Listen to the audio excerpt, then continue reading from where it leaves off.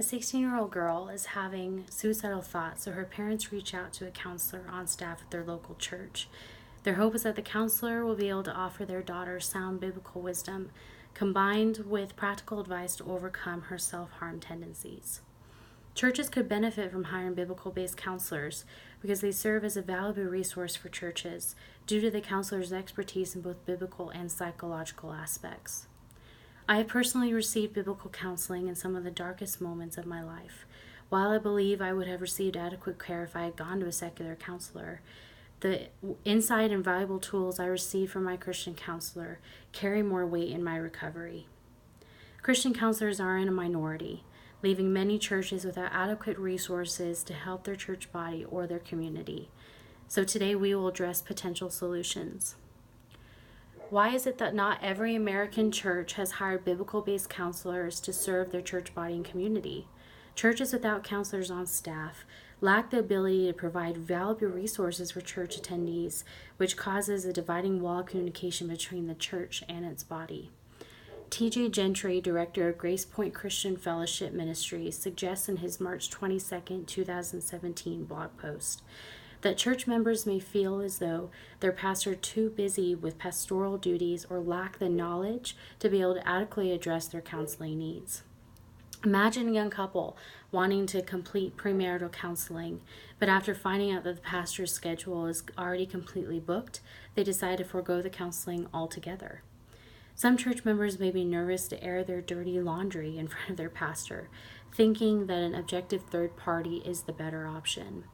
In a February 2010 Nine Marks Journal article by Dr. Ray Zhu, a biblical counselor for Capitol Hill Baptist Church, he states that Christians are often too scared to reveal their problems to people they know. They commonly seek out the counselors who work in private practices outside of their church.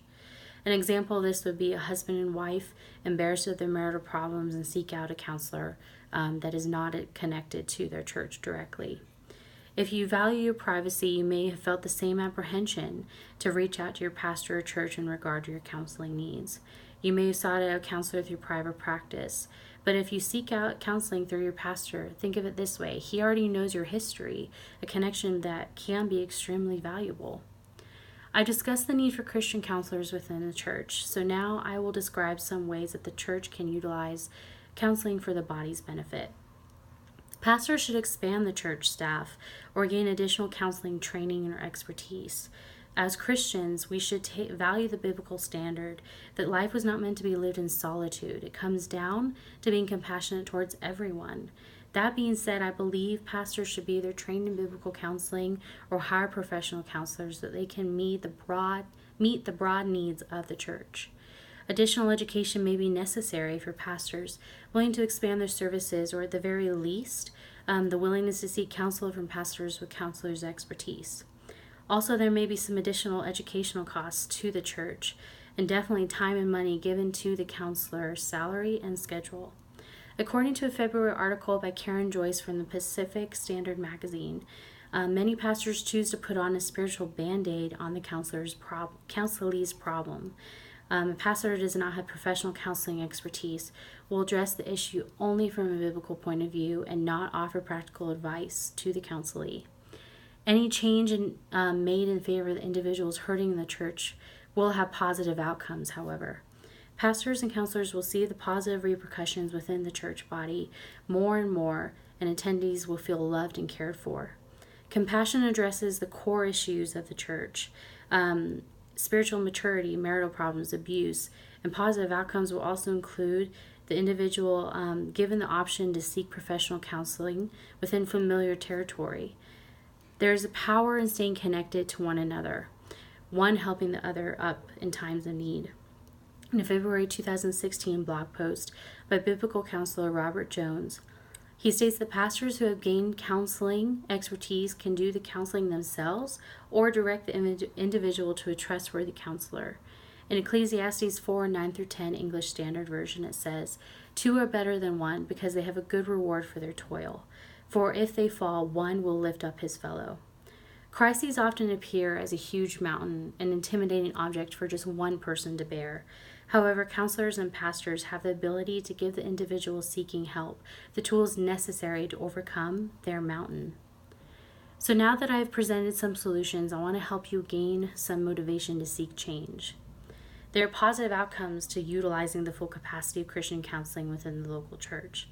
Church members will no longer be scared of the vulnerability with pastoral staff. Individuals would feel safe to share their deepest psychological and spiritual struggles.